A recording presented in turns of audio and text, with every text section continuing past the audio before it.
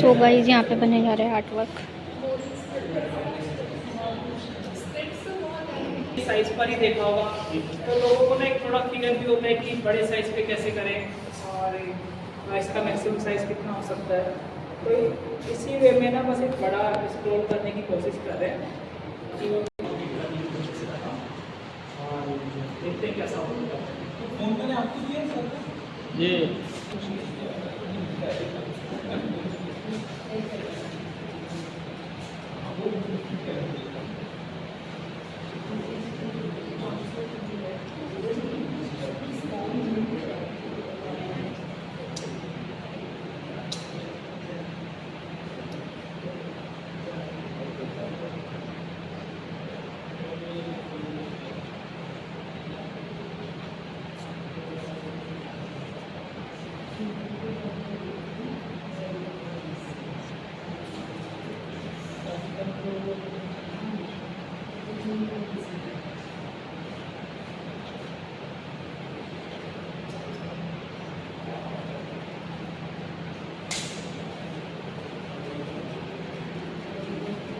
जो कटोरी देते ना कटोरी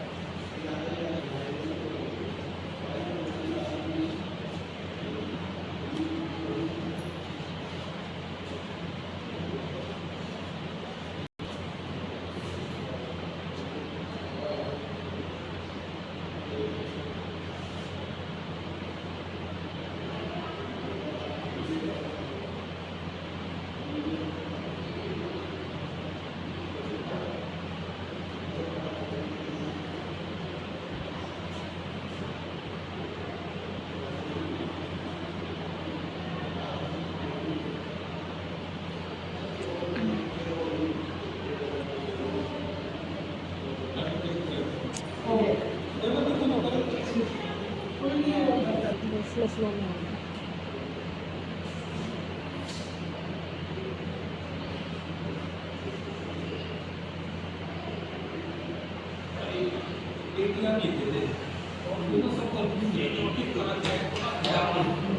पूरा ही आगे पीछे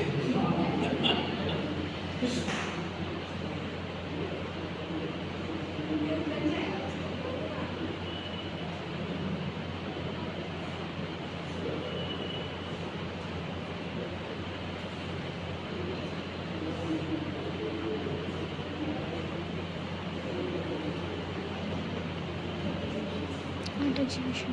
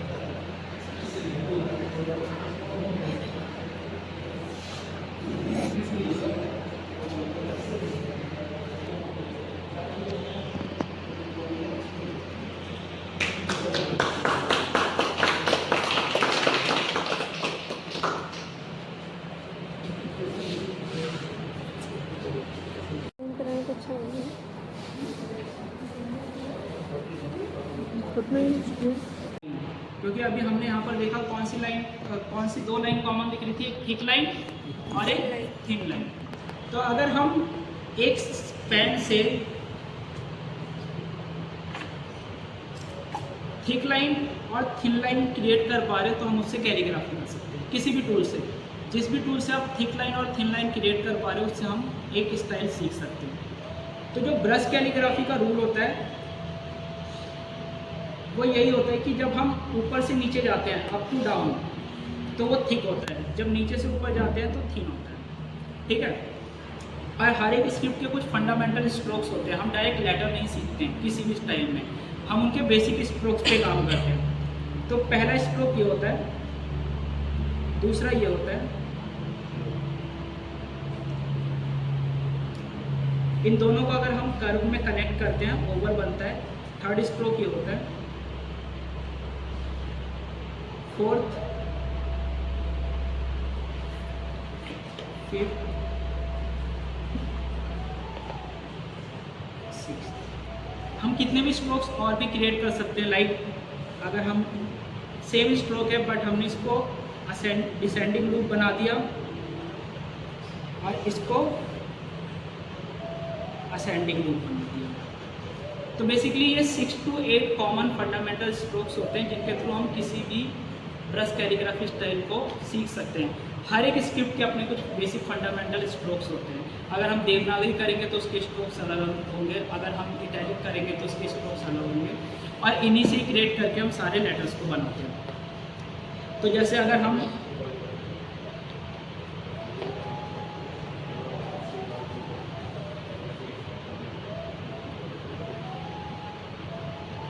ओवल से ही हम दो स्ट्रोक क्रिएट करते हैं। लाइक एक अप कर्व होता है, एक डाउन कर्व। एक बार में हम ओवल बनाते हैं तो इसमें हमें पेन को उठाना नहीं पड़ता उस तरीके से, लेकिन अगर हम उसको ब्रेक करके करते हैं तो हमारे हाथ में कंट्रोल मिलता है प्रॉपर, ताकि हम कुछ और लेटर को अच्छे से ड्रॉ कर सकें।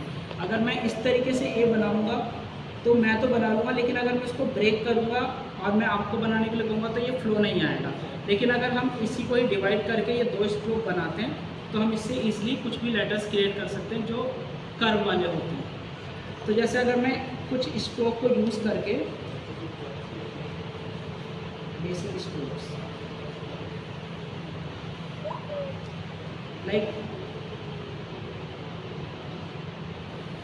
1, फिर अप स्ट्रोक डाउन, ठीक,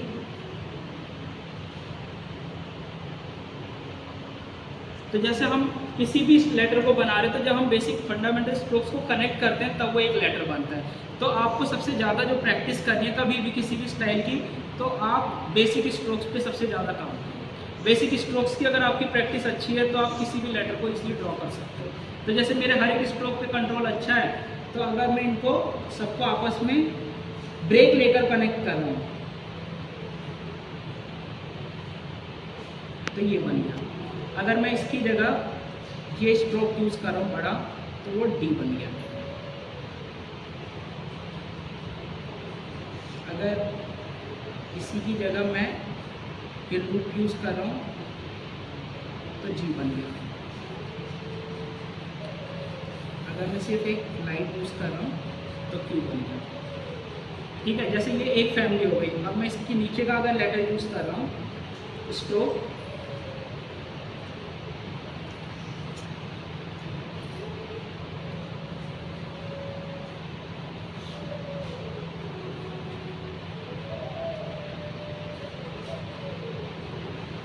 तो इससे बी बनेगा इस वाले स्ट्रोक से।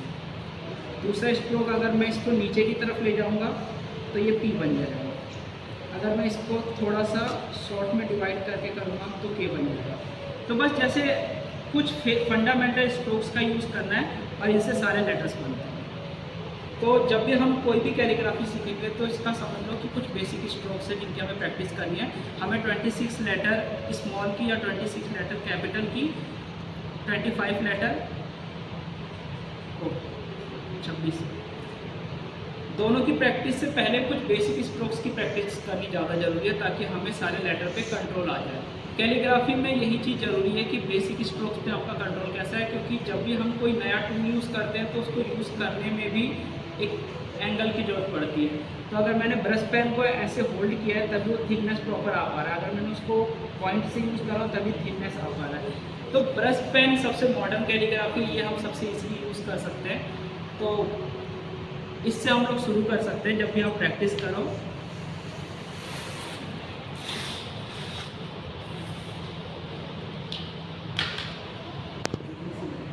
तो कितना कंफर्ट में उस स्टाइल को लिख सकते हैं। अगर ये होल्ड रहेगा तभी हम इसकी स्टाइल को अच्छे से कर सकते हैं।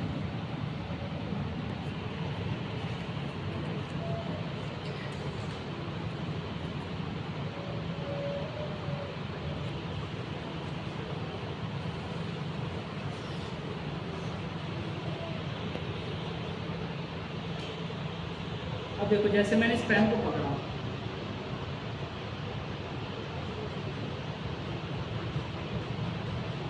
दिख रहा है वहाँ तक, इससे बहुत छोटा लिखा जाता है, इससे बहुत बड़ा नहीं लिख सकते।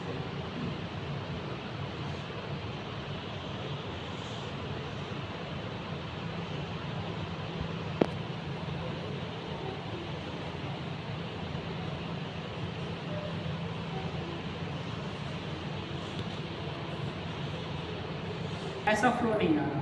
अगर हम उसको स्ट्रेट लिखते तब हमें इसकी जरूरत नहीं थी। जैसे इसका एक स्ट्रेट होल्डर भी आता है, जैसे ये स्ट्रेट होल्डर है, लेकिन मैं इससे अगर निब लगाकर इसमें लिखूंगा तो वो मैं स्लांटेड नहीं कर पाऊंगा, मुझे स्ट्रेट लिखना पड़ेगा। अगर स्लांटेड लिखूंगा तो वो एक तरफ स्क्रैच स्ट्रोक आएगा, जो ये फ्लो आ रहा है ना एक जैसा थिकनेस वाला फ्लो, वो नहीं आएगा, एक तरफ वो स्क्रैच हो जाएगा।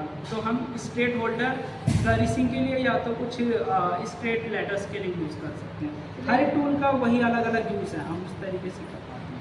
अच्छा, बहुत सारे टूल्स होते हैं, बिगिनर्स को तो लिमिटेड से स्टार्ट करें। हाँ, इसलिए मैंने सबसे पहले ब्रश पेन बताया कि सबसे जो बेसिक स्टाइल है ना वो मॉडर्न कैलीग्राफी में ब्रश पेन ही है, जिसको कोई भी इजीली लर्न कर सकता है। और ब्रश पेन के भी कई टाइप के टूल्स आते हैं।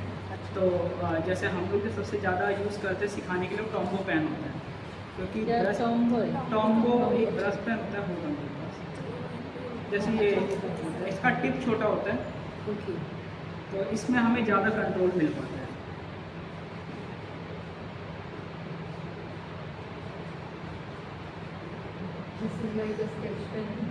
हाँ, स्केच पेन, इसका भी लिप ब्रश है आगे ना, ब्रश इसके आगे फाइबर टिप लगा होता है, हार्ड होता है थोड़ा सा। जैसे हम ये कैमरिन या डॉग्स की यूज़ करते हैं तो इनका टिप बहुत सॉफ्ट होता है, तो जब हेयर लाइन ड्रॉ करते हैं तो वो कंट्रोल नहीं मिलता, वो हेयर लाइन भी ठीक बन जाता है। इसका क्या है कि हम इसको अगर पॉइंट को यूज़ भी करें ना राइटिंग की तरह, तो ये प्रॉपर हेयर लाइन हमारे कंट्रोल में रहता है। लेकिन आप इतना सेम वे में टॉम्बो के या डॉग्स के पेन से हेयर लाइन नहीं निकाल पाओगे, वो ठीक हो जाएगा, क्योंकि इसका टिप बहुत सॉफ्ट होता है। तो ये बिगिनर के लिए ज़्यादा अच्छा है अगर वो ब्रश पेन सीखना चाह रहे हैं तो। और एक साइज़ का भी मैटर करता है, जैसे हमने इसमें ज़्यादा से ज़्यादा 8-10 लेटर ही करें और पूरा एक फुल इंपिकल साइज भर गया, तो इससे अगर हम A4 साइज़ का एक वर्कबुक बनाकर प्रैक्टिस करते हैं तो हमारी प्रैक्टिस भी ज़्यादा हो पाती है और आउटपुट भी निकल पाता है। और साइज़ मैटर नहीं करता, हमें अगर इसी पेन से अगर हमने ब्रश पेन को छोटे में लर्न कर लिया तो हम दूसरे पेन से भी वो बड़ा कर सकते हैं।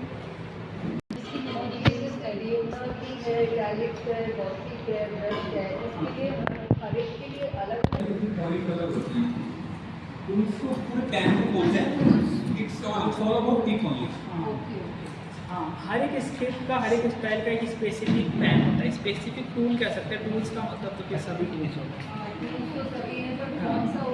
This both are broad edge calligraphy, broad edge tools. और दूसरा होता है पॉइंटेड पेन कैलीग्राफी। तो जो ये निब वाली कैलीग्राफी स्टाइल्स भी अलग होती है और निब के टूल्स भी अलग होते हैं। तो ये एक अलग टाइप का निब है, हर एक निब का एक नेम होता है, मुझे नंबर तक याद रहते हैं बेसिकली। तो इसके आगे जो निब लगी हुई है उसको निको जी DPG निब कहते हैं। फिर ऐसे ही अलग अलग टाइप की 50 निब है जिसके अलग अलग नेम हैं। हर एक निब की क्वालिटी अलग होती है, आउटपुट अलग होता है, लेटर के स्ट्रोक्स का थिकनेस, साइज सब अलग होता है। तो पॉइंटेड पेन कैलीग्राफी की कैटेगरी टोटली अलग है। तो जो ये मैंने स्टाइल किया है इसका नाम होता है कॉपर प्लेट कैलीग्राफी। इसका जो प्योर साइंटिफिक नेम है वो इनग्रॉसर स्क्रिप्ट होता है। फिर इसमें कॉपर प्लेट होता है, इनग्रॉसर स्क्रिप्ट होता है, ऑर्नामेंटल पेनमेंशिप होता है, बिजनेस पेनमेंशिप होता है, ऐसे करके pointed pen.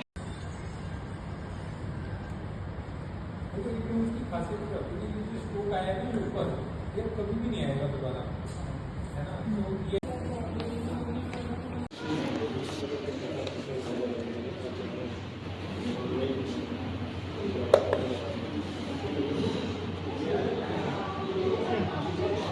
Thank you sir. सबका एग्जीबिशन हो चुका है ऑलमोस्ट, अब जाने की तैयारी है। मिलते हैं। अभी खाना भी नहीं खाया हम लोगों ने क्योंकि पोस्ट शुरू हो गया था, तो उसके बाद में आप देखते हैं, आप खाएंगे ये और फिर उसके बाद थोड़ी देर रुकेंगे फिर जाएंगे। ठीक है, तो ये है पूरा, चलते हैं।